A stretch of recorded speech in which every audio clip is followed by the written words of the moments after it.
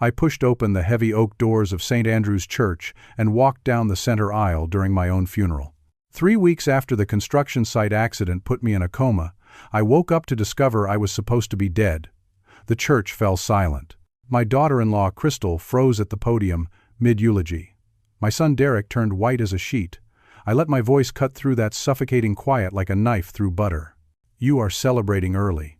The scene that unfolded in those next few seconds will be burned into my memory until my actual dying day. Crystal dropped the papers she was holding. They scattered across the floor like autumn leaves. My 2 grandchildren, Amy and Jake, broke free from whoever was holding them back and ran straight toward me. Amy wrapped her 8-year-old arms around my waist and started sobbing.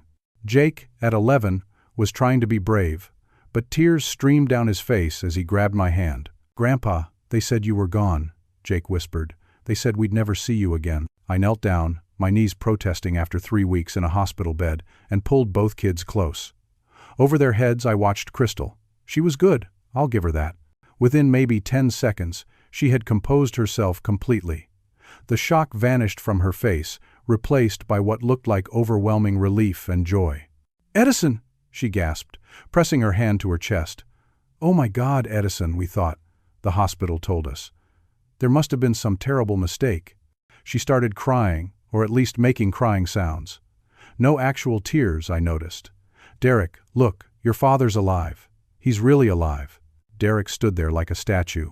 My son, my only child, the boy I raised after his mother died 5 years back, just stared at me with an expression I couldn't quite read.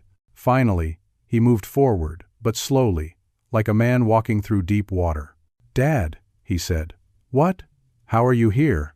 I stood up, keeping one hand on Jake's shoulder. The church was packed. Must have been 200 people there. Friends, employees, business associates, neighbors. They all looked as confused as Derek sounded. "I woke up 3 days ago at County General Hospital," I said, making sure my voice carried to every corner of that church. Funny thing about being in a coma. You can't move or talk, but eventually you can hear. I heard the nurses talking about how strange it was that my family had me declared dead so fast. How unusual it was that funeral arrangements were made while I was still breathing. Crystal's face twitched, just for a second. "Edison, you're confused. The medications, the trauma. We should get you back to the hospital right now." "I'm not confused, Crystal." I pulled out my phone. While I was lying in that hospital bed, unable to move but finally conscious, I did some investigating. Amazing what you can do with a smartphone these days. I found out you filed a death certificate with a forged signature from Dr. Reynolds. I found out you transferred $200,000 from Carter Construction Company's operating account to an offshore account in the Cayman Islands. I have screenshots. I have bank records. I have everything. The church erupted. People started talking all at once. Crystal went pale, but she recovered fast. Too fast. "That's insane," she said. "Derek, your father needs help. He's clearly not well." And that's when my world truly fell apart. Derek stepped forward, but not to my side. He moved next to Crystal and put his arm around her shoulders. "Dad," Derek said, and his voice was gentle, the way you talk to a confused child or a dangerous animal. "I think Crystal's right. You've been through a terrible trauma. The accident, the coma, all those medications they had you on. Maybe your mind is playing tricks. You need rest. You need proper medical care." I stared at my son. At the boy I taught to ride a bike, to throw a baseball, to frame a house. The young man I brought into the family business, hoping he'd take it over one day. The father of my grandchildren. And he was standing there, defending the woman who tried to steal everything I'd built over 40 years. "Derek," I said slowly, "are you telling me you believe her over me?" "I'm telling you that you're not thinking clearly. We should take you back to the hospital. Let the doctors evaluate you properly." Crystal squeezed Derek's hand. I saw it, a little gesture of victory. My son was completely under her control, and she knew it. That's when I realized this wasn't going to be simple. I thought I'd walk in here, expose the truth, and everything would be fine. Instead, I was standing in my own funeral, being told I was crazy by my own son, while my daughter-in-law smiled that cold smile behind her fake tears. The funeral broke up after that. People didn't know what to do. Some came up to hug me, tell me how relieved they were. Others looked at me with pity, Like maybe Derek was right, and my mind had snapped. Crystal and Derek left quickly, taking Amy and Jake with them. The kids kept looking back at me as they were let out. Jake's face was all confusion. Amy was still crying. My foreman, Big Tom Bradley, a man built like a brick wall who'd worked for me for 25 years, came up and gripped my shoulder. "Boss, what do you need?" "I need to get home, Tom. I need to figure out what the hell is going on." But when Tom drove me to my house, the big place on 15 acres where I raised Derek after Margaret died, where every room held memories of my wife and our life together, I found out I couldn't get in. The locks were changed. All of them.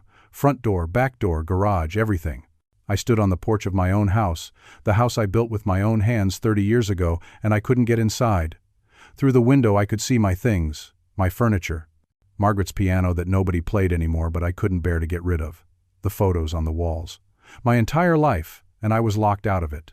Tom tried the doors himself, then walked around the property checking. Every single lock's new, boss.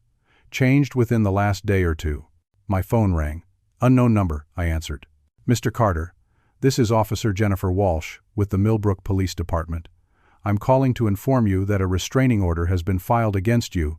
You're not permitted within 500 feet of your daughter-in-law, Crystal Carter, or your grandchildren, Amy and Jake Carter. You're also not permitted at the residence at 427 Oak Hill Road. That's your current location. You need to leave the property immediately." "That's my house," I said, but my voice sounded hollow even to me. "The restraining order was granted 2 hours ago by Judge Patricia Coleman.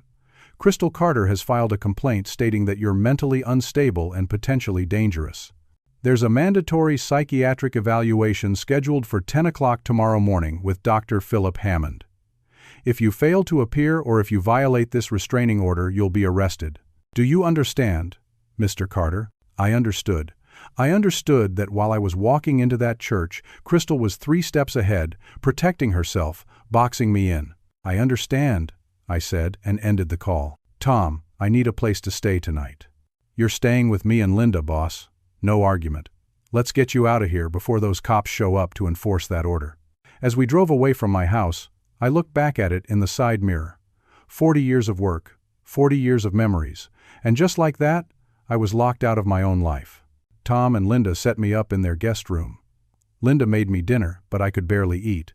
My mind was spinning, trying to understand how everything had gone so wrong so fast. The next morning, I met with my lawyer, Bernard Stevens. I'd used Bernard for business contracts, property deals, all the legal work for Carter Construction Company for the past 15 years. He was good at what he did, methodical and smart. Bernard's office was downtown, above the hardware store. I climbed the stairs, feeling every one of my 67 years. My body was still recovering from 3 weeks in a hospital bed. "Edison," Bernard said when I walked in. His face was grim. "Sit down, we need to talk." He spread papers across his desk. Bank statements, legal documents, emails. "Crystal has been planning this for months," Bernard said. "Last April, she convinced Derek to sign a power of attorney document. She told him it was just a precaution, in case something happened to you and someone needed to make business decisions quickly. Derek signed power of attorney over to her? I felt sick. Over to both of them jointly, but in practice, she's been the one using it.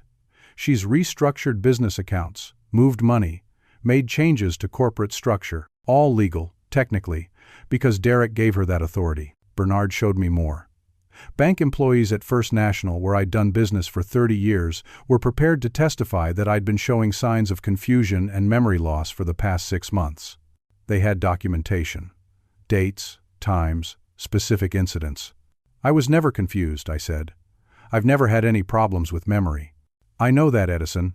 But she has 3 different bank employees who will swear otherwise. She also has emails, supposedly from you, showing confused thinking. Look at these." He showed me printouts. They were from my email address, sent to various business contacts, rambling messages that didn't make sense, asking about meetings that never happened, forgetting details of contracts I'd supposedly negotiated. "I never sent these," I said. But even as I said it, I realized how it would sound. Of course I'd deny it. "She had access to your email account," Bernard said. "Derek had your passwords for emergencies. She must have used them to send these over the past several months, building a paper trail. The psychiatric evaluation was scheduled for that afternoon. Bernard explained what would happen. Dr. Philip Hammond would interview me, run some cognitive tests, assess my mental state. If he declared me incompetent, Derek and Crystal would get legal control of everything. Can they do that? I asked. Just take everything? With the power of attorney, the restraining order, and a declaration of incompetence, yes. They can make all financial decisions. They can institutionalize you if they claim it's for your own safety. Edison, you could lose everything, including your freedom. I left Bernard's office feeling like the walls were closing in. I had 72 hours until the evaluation. I needed answers. That's when I made a decision. I called a private investigator I'd heard about, a woman named Sharon Hayes who ran an agency up in Columbus. She'd been FBI before going private. People said she was expensive but worth every penny. Sharon met me that afternoon at a diner halfway between Millbrook and Columbus. She was in her early 50s, sharp-eyed, with gray streaking through her dark hair. "Tell me everything," she said. "Don't leave anything out." I told her. The accident, the coma, waking up to find myself declared dead, Crystal's theft, Derek's betrayal, the restraining order, all of it. Sharon took notes, asked questions, and when I finished, she sat back and studied me.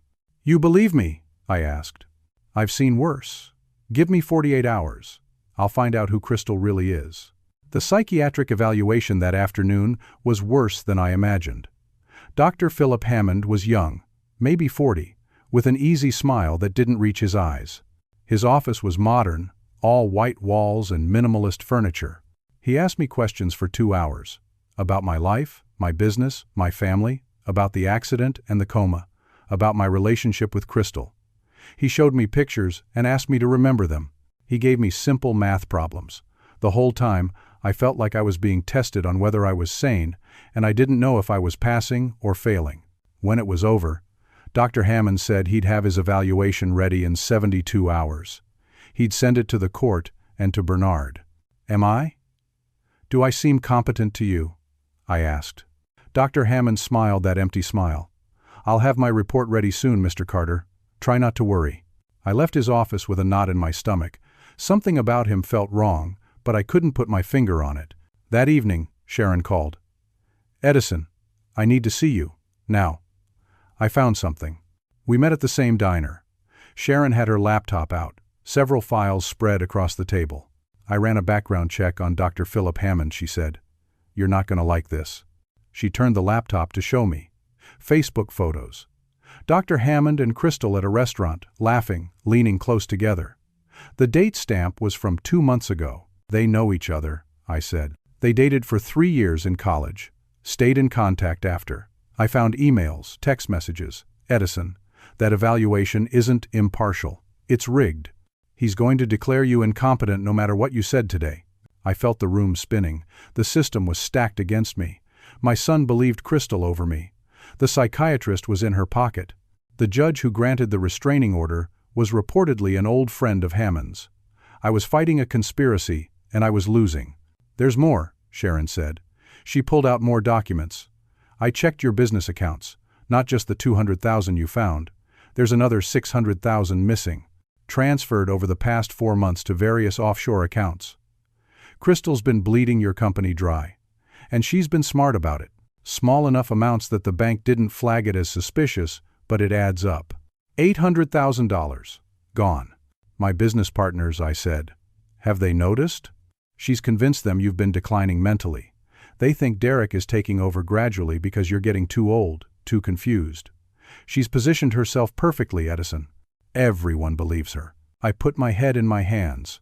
"What do I do?" Sharon leaned forward. "We fight. But we need time, and we need evidence. I'll keep digging into Crystal's background. There has to be something there. People don't get this good at manipulation overnight. Meanwhile, you need to be careful. The evaluation is going to come back against you. When it does, they'll move fast to get control." She was right. 3 days later, Dr. Hammond's evaluation arrived. Bernard called me to his office to deliver the news in person. "He's recommending you be declared mentally incompetent," Bernard said quietly. "He's citing paranoid delusions, conspiracy theories, inability to accept reality. Edison, this is bad." With this evaluation, Crystal and Derek can petition for full conservatorship. They'll get control of everything. It's all lies, I said. I know. But we need proof. We need something concrete that shows Crystal is the one lying, not you. That night, I couldn't sleep. I lay in Tom and Linda's guest room, staring at the ceiling, thinking about Margaret. My wife had been gone 5 years, but I still missed her every day. She would have known what to do. She would have seen through Crystal from the start. Margaret had always been a better judge of character than me. My phone buzzed. Sharon. I found something.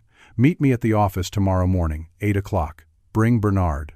Sharon's office was in a converted warehouse in Columbus. When Bernard and I arrived, she had a conference room set up with files, photos, and printouts covering an entire wall. Crystal Marie Patterson, Sharon said, pointing to a photo of a younger Crystal. That's her real name. She's been Crystal Carter for 8 years since she married Derek. But before that, she was Crystal Patterson. And before that, Crystal Whitmore. And before that, Crystal Jane Patterson again. She walked us through it. Crystal had been married twice before Derek. The first husband, Michael Whitmore, died in a car accident in Nevada 7 years ago. Hit a guardrail on a mountain road, went over the edge. Investigation ruled it accidental. He left Crystal $200,000 in life insurance. The second husband, James Patterson, no relation despite the shared last name, died 3 years later in Florida. Medication error. He was diabetic, took insulin. One night, he injected 10 times his normal dose and died. Investigation ruled it accidental. James was supposedly stressed at work, distracted. He left Crystal $400,000 in life insurance. 2 dead husbands, Bernard said slowly. Both ruled accidental. Both left her substantial money, Sharon added. After James died, she moved to Ohio, changed her name slightly, went back to using Marie as a middle name instead of Jane, and reinvented herself. That's where she met Derek. She pulled out more documents. Here's where it gets worse.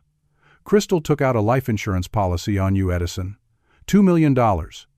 Derek signed it as a co-signer a year ago.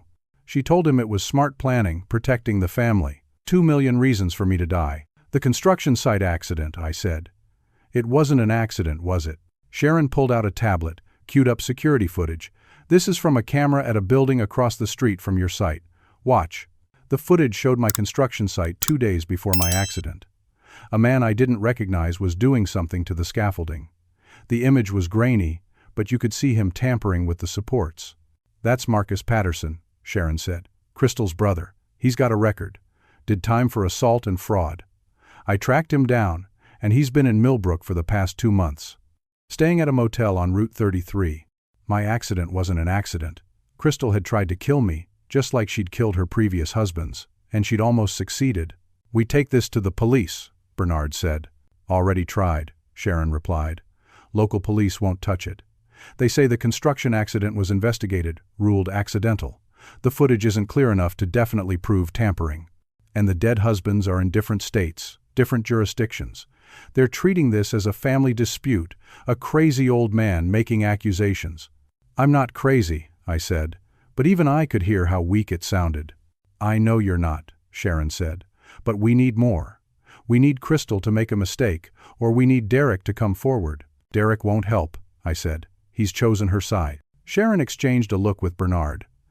Edison, I need to tell you something. I've been watching Derek for the past few days.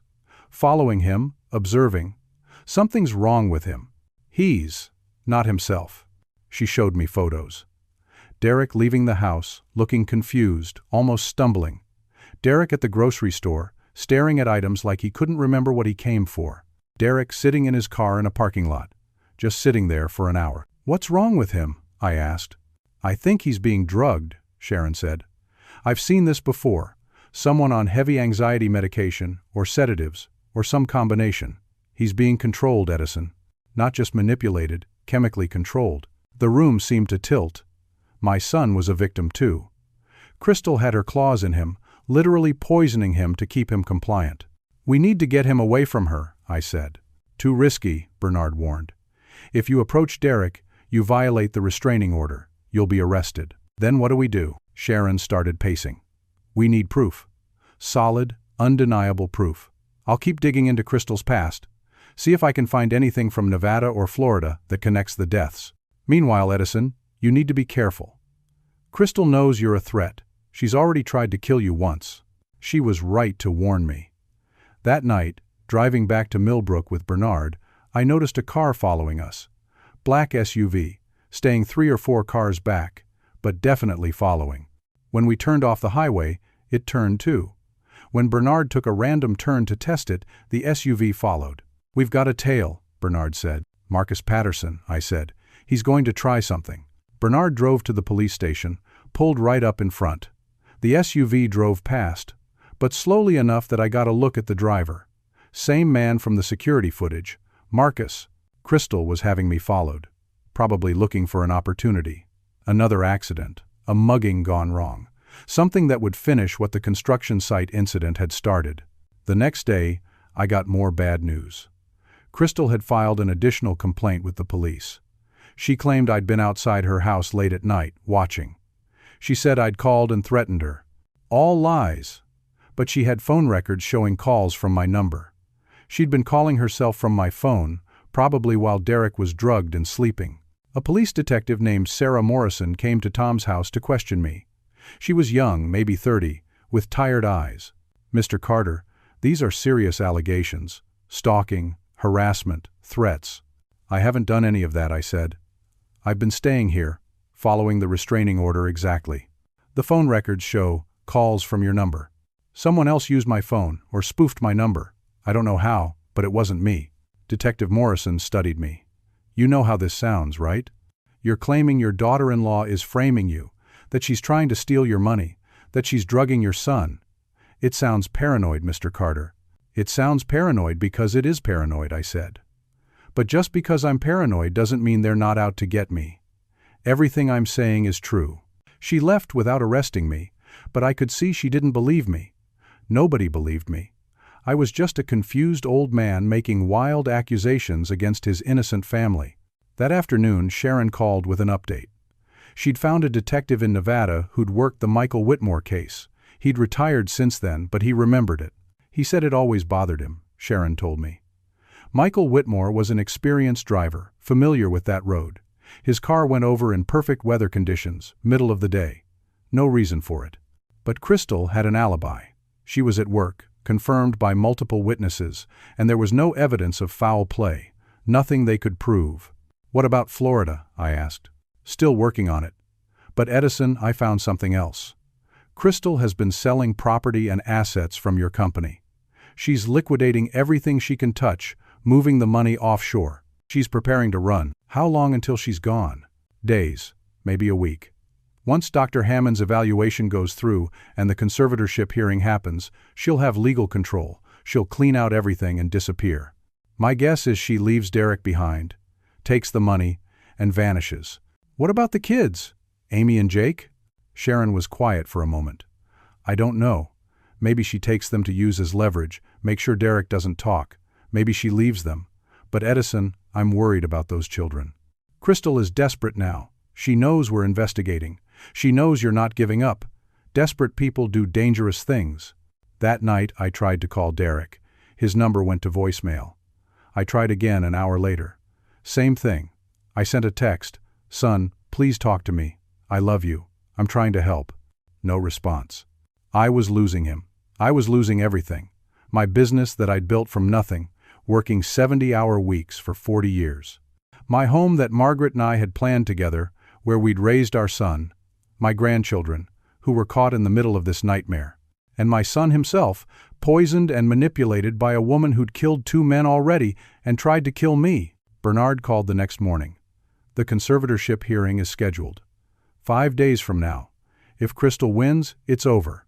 She gets full legal control over you and your affairs.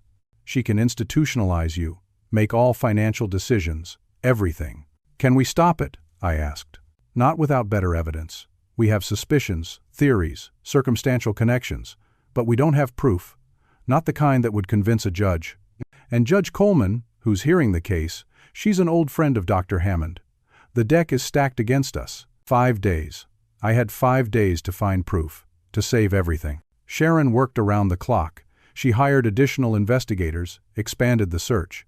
She found Crystal's college roommate, who said Crystal had always been obsessed with money, with marrying rich. She found a co-worker from the pharmaceutical company where Crystal had worked before marrying Derek, who said Crystal knew everything about drugs, about medications, about how to make deaths look accidental. But none of it was proof.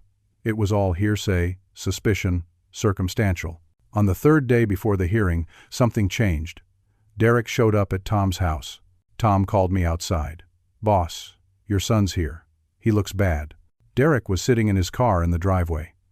When I walked up, I barely recognized him. He'd lost weight, his face was pale, his hands were shaking. "Dad," he said, and his voice cracked. "I need help." "Get in the house," I said. "Come inside." We got him inside. Linda made coffee. Derek sat at the kitchen table, trembling. He couldn't seem to focus, his eyes darting around the room. "She's been drugging me," he said, "for months. At first I thought it was just anxiety medication. I'd been stressed about work, about money, about the kids. She said it would help. But then I couldn't think straight. I couldn't remember things, and if I didn't take them, I felt so sick, so anxious, like I was dying." "Where is she now?" I asked. "She thinks I'm at a therapy appointment." I lied. "I came here instead. Dad, I'm sorry. I'm so sorry. She told me you were getting dementia, that you were dangerous, that we needed to protect the kids from you. I believed her. She showed me those emails you supposedly sent, the reports from the bank about you being confused. She made it all seem real. It wasn't real, son. None of it was real." Derek put his head in his hands. "I know that now. Last night, I found pills hidden in my vitamins. She's been drugging me without me even knowing. And I heard her on the phone with someone, talking about moving money, about the house in Turks and Caicos, about leaving as soon as the hearing was over. She has a house in Turks and Caicos? Sharon would want to know this. I don't know where exactly, but yes, she bought it months ago. She's planning to leave the country, Dad. Once she gets control of everything in the hearing, she's gone. What about you and the kids?" Derek looked at me with hollow eyes. "I found other things. Files she keeps locked, life insurance policies. On me and the kids. Big ones. Dad, I think she's planning to kill us. All of us. Make it look like an accident, collect the insurance, and disappear." My blood ran cold. My grandchildren, Amy and Jake. "We're going to stop her," I said. "But Derek, I need you to testify. I need you to tell the judge everything." He nodded, but then his phone rang. He looked at it and went even paler. "It's her. She knows I'm not at therapy. Don't answer it." "I have to. If I don't, she'll know something's wrong. She'll do something," he answered. Put it on speaker. "Hey, babe." Crystal's voice came through, sweet as poison. "Derek, honey, where are you? I stopped by Dr. Miller's office and they said you never showed up for your appointment. I'm sorry, I forgot. I'm just driving around. Had some things on my mind." "You forgot your appointment?" "Derek, that's not like you. Are you feeling okay? Did you take your medication this morning?" "Yeah, I took it. I'm fine. Just needed some air." "Come home, baby. You sound stressed. I'll make you some tea. You can rest. The kids miss you." Derek looked at me, his expression desperate. "Okay. I'll be home in a little while." "Derek, one more thing. You haven't talked to your father, have you? You know the restraining order says you shouldn't have contact." "No, I haven't talked to him." "Good. Because if you did, we'd have to report it. We'd have to tell the judge that he violated the order. He'd go to jail, Derek. We don't want that, do we?" "No, we don't want that. Come home soon. I love you."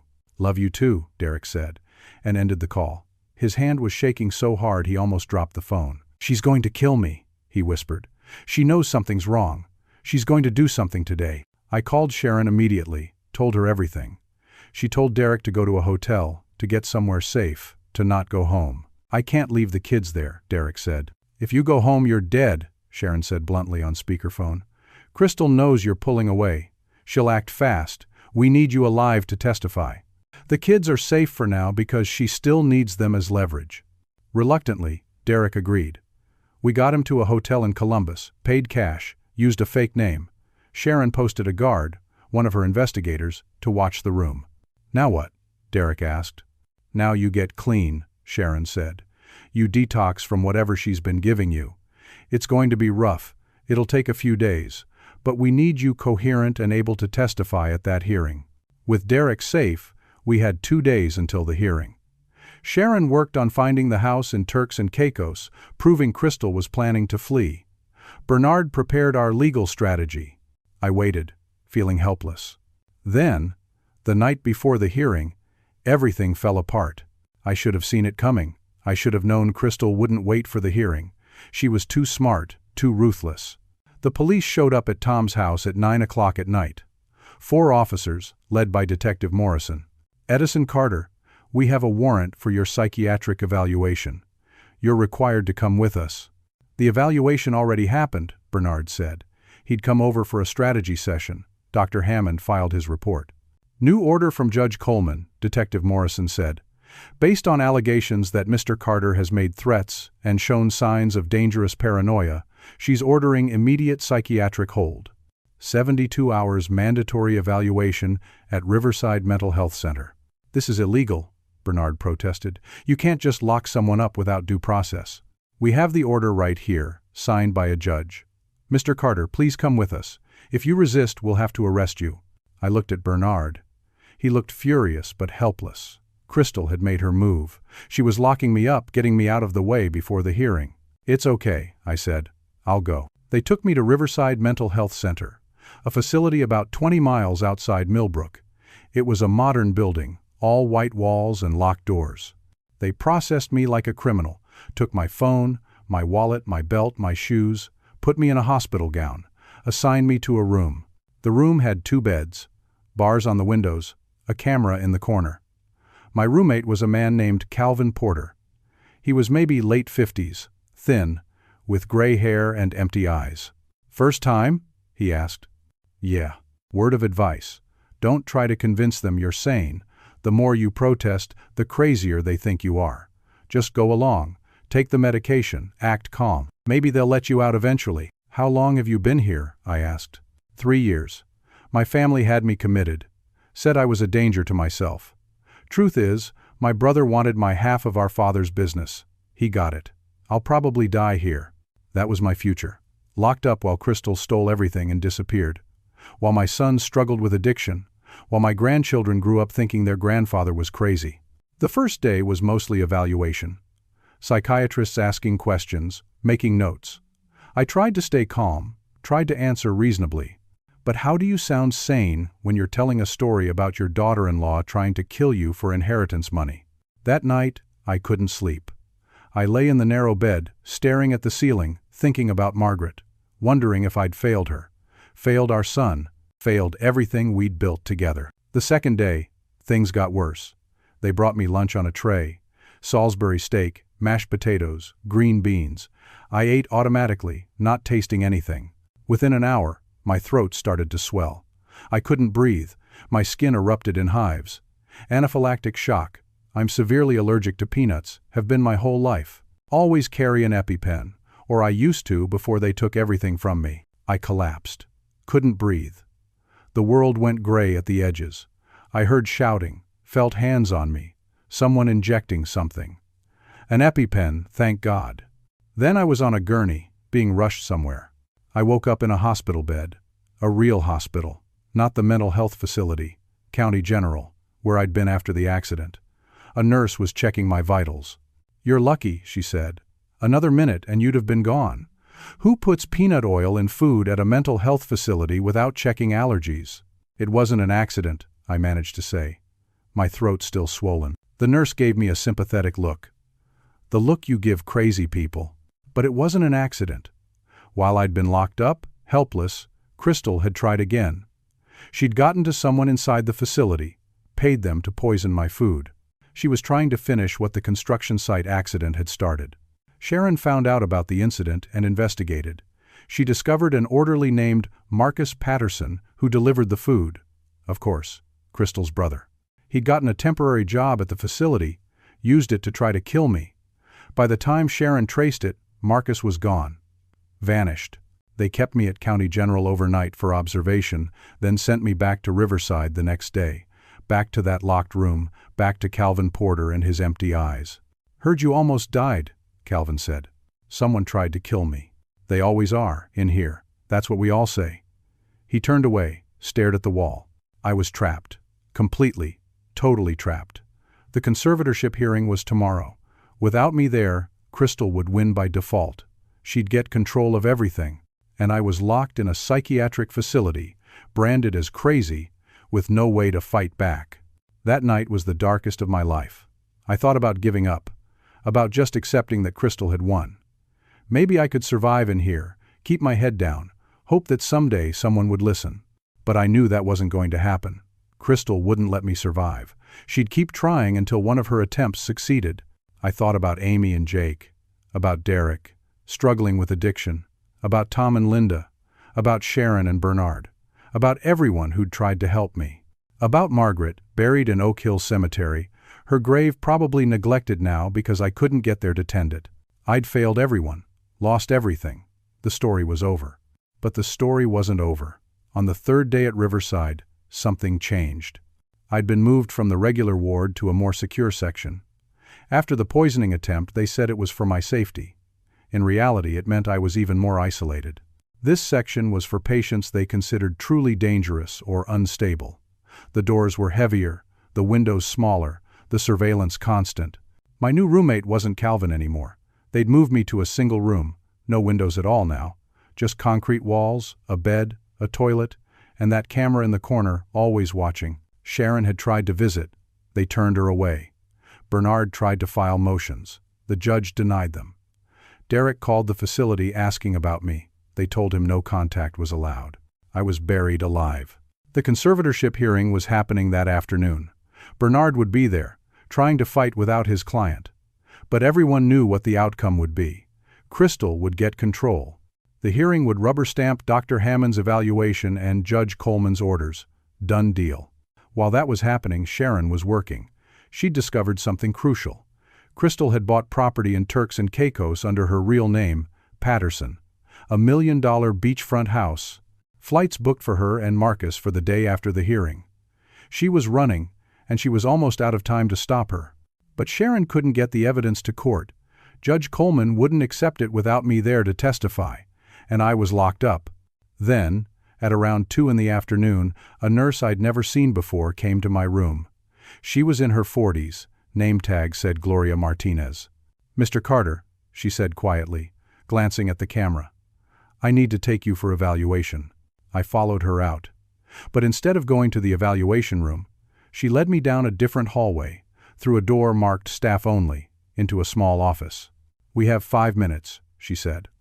"I'm risking my job and probably my freedom doing this. But I've been a nurse for 12 years, and I can tell the difference between someone who's mentally ill and someone who's being railroaded." She handed me a phone, not mine, a cheap burner phone. "Make your calls. Fast." I called Sharon first. "I've got maybe 5 minutes.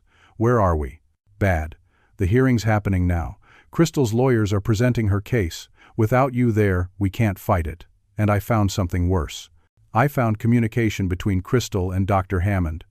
They're not just planning to have you declared incompetent, they're planning permanent institutionalization, maximum security facility upstate. They're going to keep you locked up forever, Edison. My hands started shaking. "Can you get me out of here?" "I've been trying. But everything's locked down tight. Short of breaking you out, which would make you a fugitive, I don't see how." "What about Derek?" "He's clean now, off the drugs, ready to testify. But without the hearing being postponed, he can't, and the judge won't postpone." I hung up and called Bernard. "What's happening in the hearing?" "It's over, Edison. I tried. I really tried. But without you here, without Derek able to testify, I had nothing. Judge Coleman granted the conservatorship 15 minutes ago. Crystal has full legal control over you and your assets." Everything I'd feared had come true. "There's more," Bernard said. "Crystal's lawyers filed additional paperwork. They're having you transferred to Oakwood State Hospital. It's a maximum security psychiatric facility. Criminals, violent patients. Edison, once you're in there, you're never coming out." "When?" "Transfer is scheduled for tomorrow morning." The nurse, Gloria, was gesturing frantically. Time was up. "I have to go," I told Bernard. I called one more number, Frank Donovan. My old competitor, turned friend, turned business partner on certain jobs. Frank owed me. 20 years ago, his company was going under. I'd thrown him enough contract work to keep him afloat. He'd never forgotten. Edison, Frank answered. I heard what's happening. It's wrong, all of it. I need help, Frank. I need it now. Name it. I need a lawyer. The best one you know. Someone who can fight a conservatorship, who can get evidence admitted, who doesn't care about Judge Coleman's connections. I know someone. Federal lawyer, actually.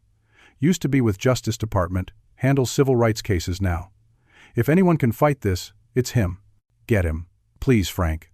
I'm running out of time. Gloria opened the door.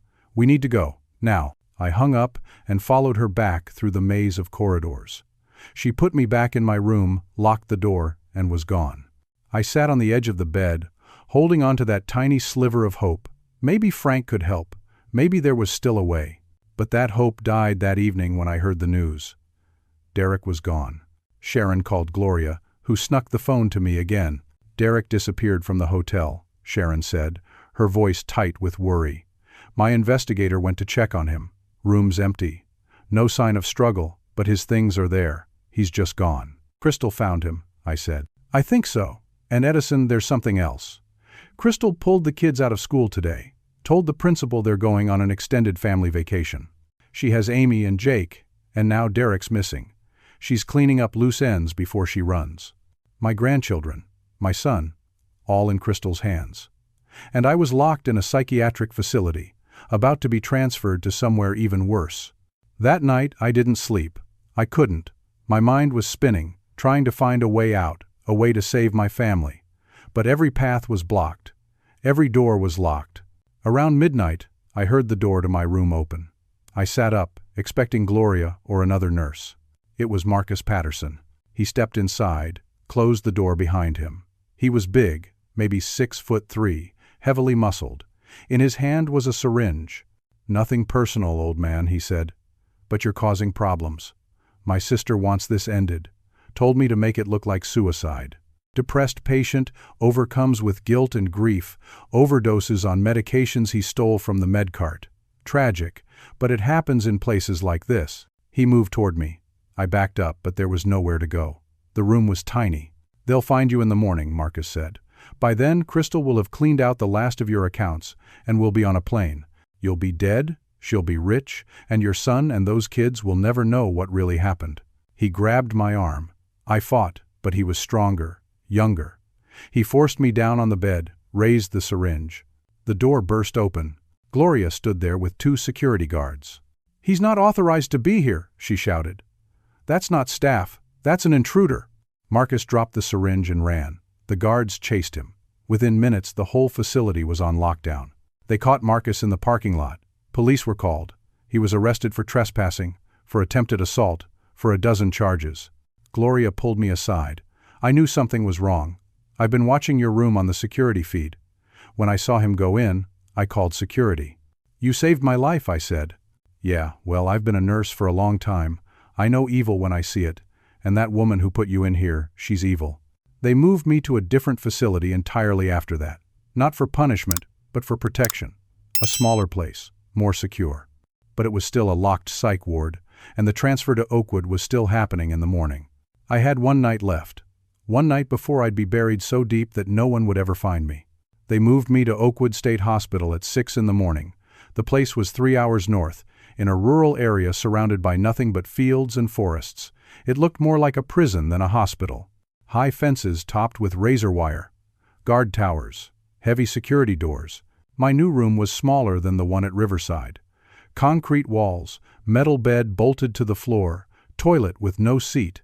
No camera this time, but I wasn't sure if that was better or worse. At least with a camera, someone was watching.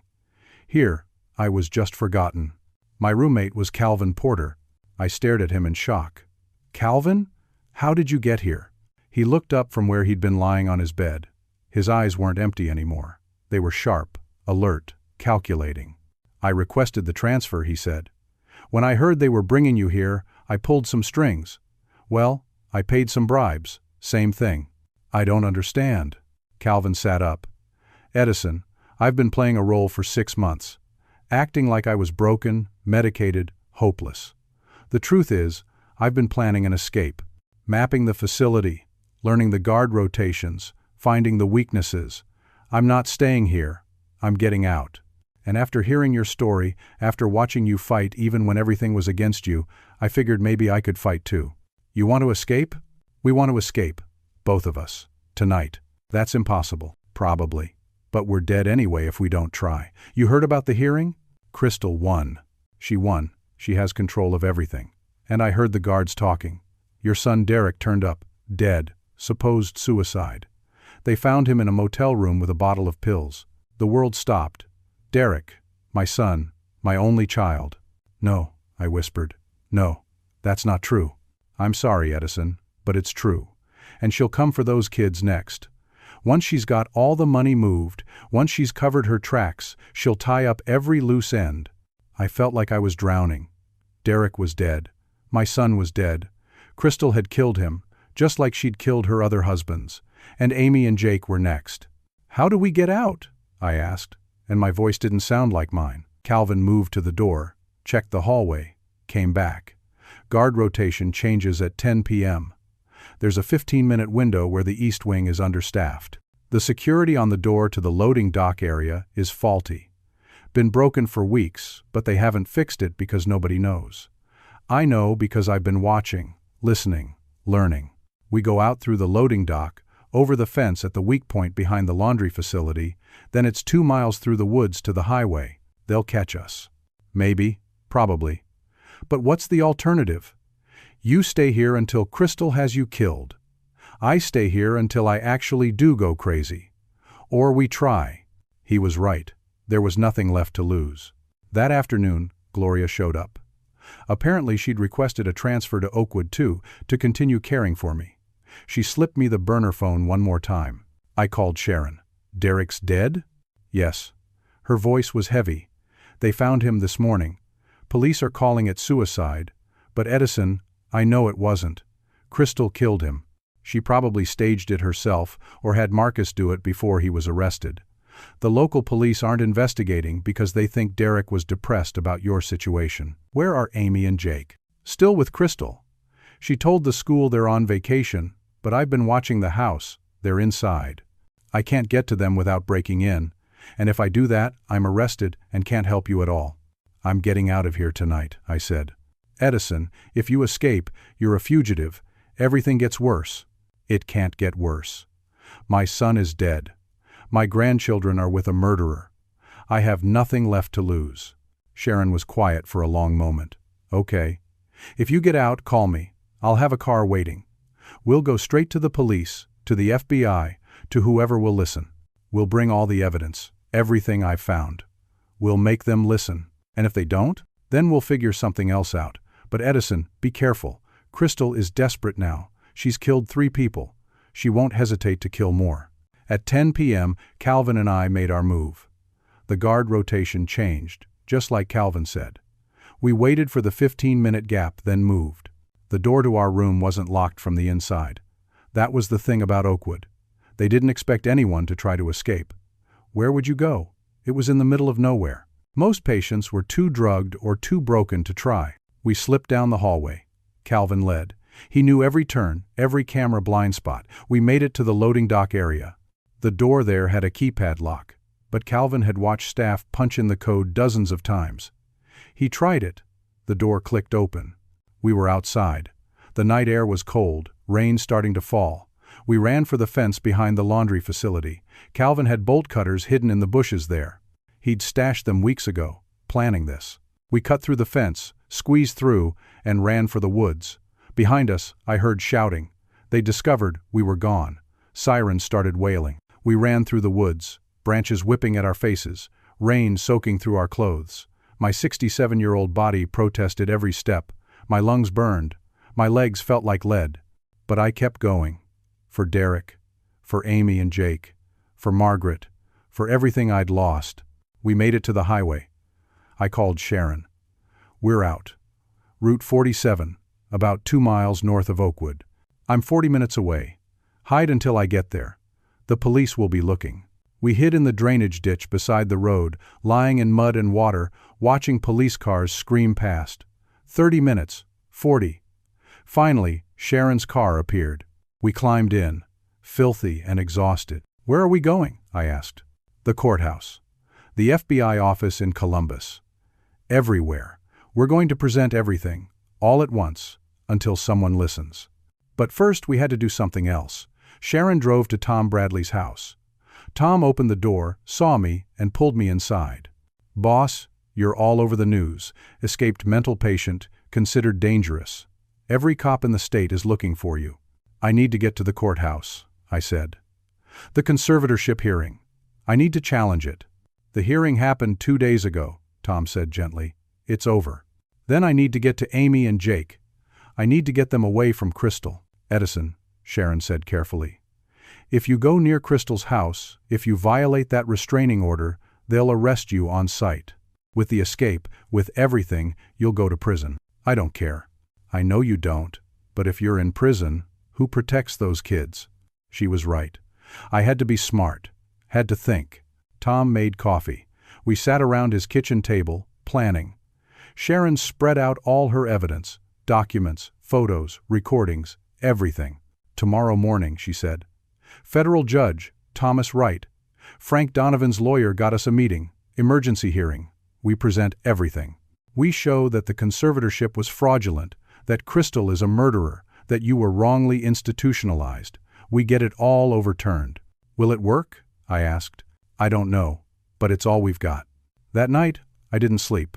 I sat in Tom's guest room thinking about Derek, about the little boy he'd been, about teaching him to use a hammer, to read a level, to understand that a building is only as good as its foundation, about his wedding to Crystal, how happy he'd seemed, about the grandchildren he'd given me. Derek was gone. My son was gone, and I hadn't been able to save him, but maybe I could still save Amy and Jake. At 6 a.m., Gloria showed up at Tom's house. She'd quit her job at Oakwood, walked away from everything to help me.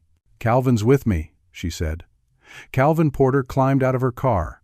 He's a lawyer, used to be, anyway, before his family had him committed. He's been disbarred, but he still knows the law better than anyone. "Why are you helping?" I asked. "Because I've been trapped too," Calvin said. "Because I've been powerless too. Because your fight reminded me that maybe I'm not dead yet. And because Crystal Carter is everything wrong with the world. She destroys lives and gets away with it. Not anymore." At 8 a.m., we were at the federal courthouse in Columbus. Judge Thomas Wright agreed to an emergency session. Crystal's lawyers were there, looking annoyed at being dragged in. Crystal herself sat in the back, perfectly composed, dressed in black like a grieving widow. Judge Wright was in his 60s, gray-haired, with sharp eyes that missed nothing. "Mr. Carter, you're wanted for escaping a psychiatric facility. Why shouldn't I have you arrested right now?" "Because I was wrongly committed, Your Honor. Because everything that's happened to me is part of a conspiracy to steal my assets and my company. Because my son is dead, and my grandchildren are in danger." Sharon presented the evidence. All of it. Crystal's previous marriages, the dead husbands, the life insurance policies, the forged documents, the offshore accounts, Marcus Patterson's arrest, Dr. Hammond's conflict of interest, everything. Crystal's lawyers objected at every step, but Judge Wright listened, really listened. "This is highly irregular," he said when Sharon finished. "These are serious allegations." "They're all true, Your Honor," I said. "I can prove every word." Then Derek walked in. I stood up so fast I knocked my chair over. Derek. Alive, walking into that courtroom. "Son," I managed to say. "I'm not dead, Dad," Derek said. "Crystal tried. She drugged me, staged it to look like a suicide. But Tom Bradley found me in time, got me to the hospital. I've been in ICU for 2 days." Crystal's composure cracked, just for a second, but I saw it. Pure rage flashed across her face. Derek took the stand. He testified about everything: the drugging, the manipulation, finding the life insurance policies, overhearing Crystal's plans, the attempt on his life. "She killed 2 husbands before me," Derek said, his voice shaking. "She was going to kill my father, she was going to kill me, and I think she was planning to kill my children once she had all the money. All she cares about is money. Everything else is a game to her." Judge Wright called a recess. Federal agents were called in, FBI, because it crossed state lines, because it involved fraud and murder and money laundering. Crystal was arrested right there in the courtroom. She screamed, fought, protested her innocence. "This is insane. These people are crazy. You're believing a mentally ill man and his drug-addicted son over me." But the evidence was overwhelming. Agent Crawford, the same state police detective who'd been investigating, was there. He'd put together his own case, separate from ours. Everything lined up. Crystal was charged with attempted murder, fraud, conspiracy, money laundering. Marcus Patterson, still in jail from the Riverside incident, was charged as an accomplice. Dr. Hammond was arrested at his office. Judge Patricia Coleman was suspended pending investigation. The conservatorship was thrown out. Judge Wright declared it fraudulent, obtained through false pretenses. I was declared competent. All the transfers and transactions Crystal had made were frozen. But then Sharon got a call. She stepped out of the courtroom, came back looking pale. "Edison, Crystal made bail. She posted $1 million and walked out 2 hours ago. And the kids, Amy and Jake, they're missing. She grabbed them from school, and she's gone." Everything stopped. All the victory, all the justice, all of it meant nothing if Crystal had my grandchildren. "She's running," Agent Crawford said. "She knows she's caught. She's going to try to get out of the country, use the kids as leverage or hostages." "Where would she go?" Judge Wright asked. "The house in Turks and Caicos," Sharon said. "She has property there. That's where she's headed." "Find her," Judge Wright ordered. "Amber Alert, federal warrant, everything. Find those children." But Crystal had a head start. Hours. She could be at the airport already, on a private plane, out of the country before we could stop her. I remembered something. Something Derek had mentioned once, months ago. Crystal's brother Marcus had a cabin, a hunting cabin in Wayne National Forest, used for family trips when they were kids. "Wayne National Forest," I said. "Marcus has a cabin there. She might be hiding there until things cool down, until she can get out of the country safely." Agent Crawford made calls. Within an hour, they had a location. An old cabin on the northeast side of the forest, registered to Marcus Patterson. "We're going in," Crawford said. "Full tactical team. If she's there, if the kids are there, we'll get them out." "I'm coming with you," I said. "Sir, you're a civilian. You can't." "Those are my grandchildren. I'm coming." Crawford looked at Judge Wright. The judge nodded. "Let him come. He's earned it." We drove to Wayne National Forest in a convoy of police vehicles. Rain was coming down hard, the roads slick and dangerous. It took 2 hours to get there. Every minute felt like an eternity. The cabin was deep in the woods, accessed by a narrow dirt road. Crawford's team surrounded it. Through binoculars, I could see lights inside. Movement. Crystal was there. "She has the children," an agent reported. "Thermal imaging shows 3 people inside. 1 adult, 2 children. They negotiated for an hour. Crystal refused to come out. She wanted immunity, wanted all charges dropped, wanted a plane out of the country. She said if they tried to come in, she'd hurt the kids. I couldn't take it anymore. I grabbed Crawford's megaphone and shouted toward the cabin, "Crystal, it's Edison! Let the children go!" "Whatever you want from me, whatever you need, I'll give it to you. Just let Amy and Jake go." Silence. Then the cabin door opened. Crystal stood there, holding Amy in front of her. Jake was visible behind them, looking terrified. "You took everything from me," Crystal shouted. "I had it all planned. I was finally going to have enough money to never worry again. You ruined it." "You killed my son," I shouted back. "Derek's alive, you idiot. Your stupid foreman found him in time. Just like you survived the construction accident, just like you survived the poisoning. Nothing ever works with you. You're like a cockroach. Let the kids go, Crystal. They're innocent. They didn't do anything to you. They're leverage. They're my ticket out of here." But then Jake did something brave. He pushed past Crystal and ran. Just broke free and ran toward the police. Crystal tried to grab him, but he was too fast. Amy broke free too, following her brother. Crystal stood alone in the cabin doorway. She realized she had no leverage left. No hostages. No way out. "I'm not going to prison," she said. She went back inside and closed the door. 30 seconds later, we heard a gunshot. The tactical team went in. They found Crystal on the floor, dead from a self-inflicted gunshot wound. She'd chosen death over prison. I ran to Amy and Jake. They were crying, shaking, traumatized, but alive. I held them both, feeling their hearts beating against mine, and I thanked God or fate or whatever force in the universe had kept them safe. 4 months later, things were better. Not perfect, but better. Derek was sober, truly sober this time. He'd spent 3 months in a real rehabilitation program, dealing with the addiction Crystal had created, and his own trauma. He was working with a therapist, rebuilding his life. Amy and Jake were in therapy too, processing what had happened. They had nightmares, but they were resilient. Kids are tougher than we think. I got everything back. The house, the business, the accounts. It took time, legal work, patience, but Sharon and Bernard fought for every penny. Carter Construction Company was recovering. I'd made Tom Bradley a full partner, and he'd kept things running while I was locked up. Gloria Martinez became my company's administrative director. She'd lost her nursing license for helping me escape, but she didn't regret it. Some things are worth more than a career, she said. Calvin Porter I hired as company attorney. We worked to get his disbarment overturned, to clear his name. His family had put him in that facility to steal his inheritance, just like Crystal tried with me. Justice for him was slower, but it was coming. Marcus Patterson took a plea deal. 25 years in federal prison. He testified about everything Crystal had done, including the murders of her previous husbands. Nevada and Florida opened new investigations into those deaths. Dr. Hammond lost his license. Judge Patricia Coleman was removed from the bench. The system that had failed me was slowly being fixed, one piece at a time.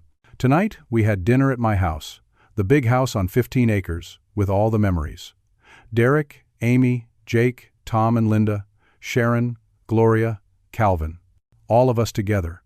The family we'd built through fire and struggle. I said grace before we ate, something I hadn't done since Margaret died. Thank you for this food, for this family, for second chances. Thank you for the people who stood by me when everything was dark. Thank you for keeping us together. After dinner, Amy climbed into my lap. She's 8 years old, but she still likes to be held sometimes. Grandpa, are you going to disappear again? Never, I promised her. I'm not going anywhere. I'm right here, and I always will be. Jake, at 11, trying to be brave, asked, "What do we tell people? About Mom?" Derek put his hand on Jake's shoulder. "We tell them the truth. Your mom was sick. She did bad things because she was sick in a way that couldn't be fixed. But that's not who you are. You're good kids, and you're going to grow up to be good people. We'll make sure of it." Later, after everyone went home and the kids were asleep, Derek and I sat on the back porch. Rain was falling softly, and the night smelled like earth and growing things. "I'm sorry, Dad," Derek said, "for not believing you, for letting her control me, for all of it. You were a victim too, son. She manipulated you, drugged you, threatened you. That wasn't your fault. I should have been stronger. You're here now. You're sober.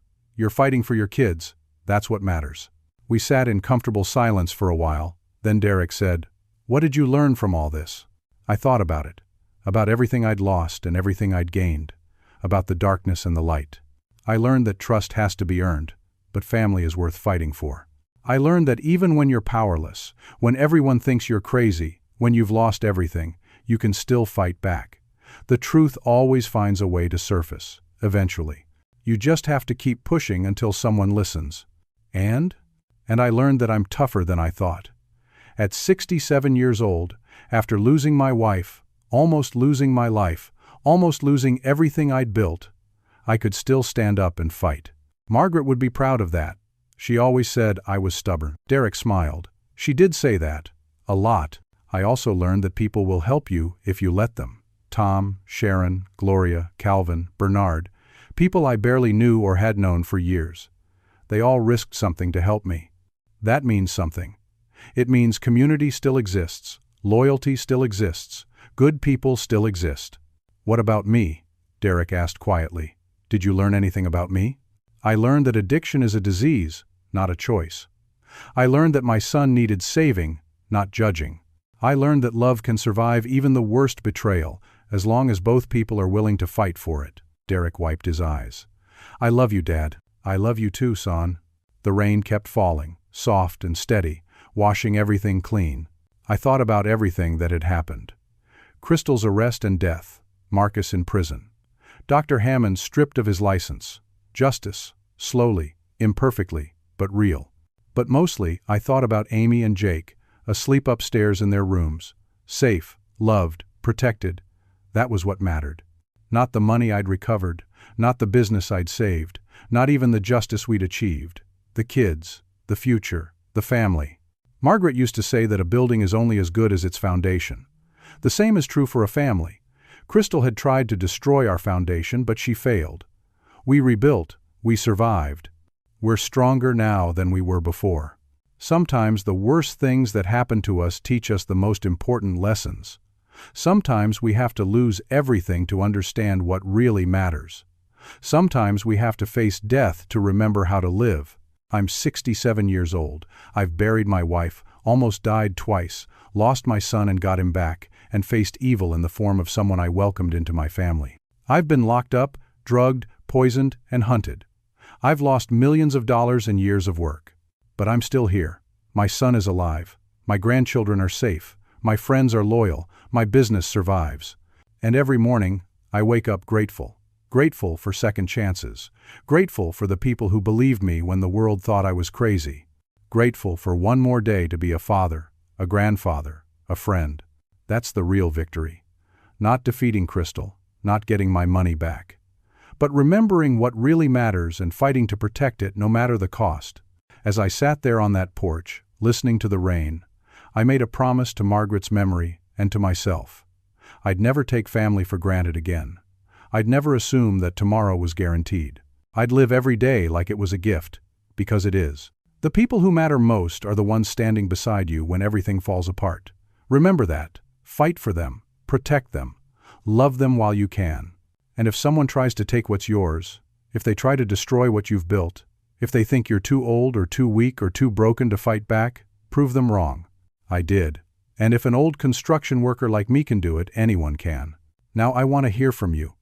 Have you ever had someone in your life who seemed trustworthy but turned out to be manipulating you? How did you handle it? What would you have done in my situation? Share your thoughts in the comments below. If this story moved you, if it made you think about what really matters in life, please hit that like button. Subscribe to hear more stories about real people facing real challenges. And share this with someone who needs to hear that it's never too late to fight back, to stand up for what's right, to protect the people you love. Thank you for listening to my story. I hope it reminds you that no matter how dark things get, no matter how powerless you feel, there's always hope, always a way forward. Always people willing to help if you're willing to ask. Stay strong, protect your family, and never, ever give up.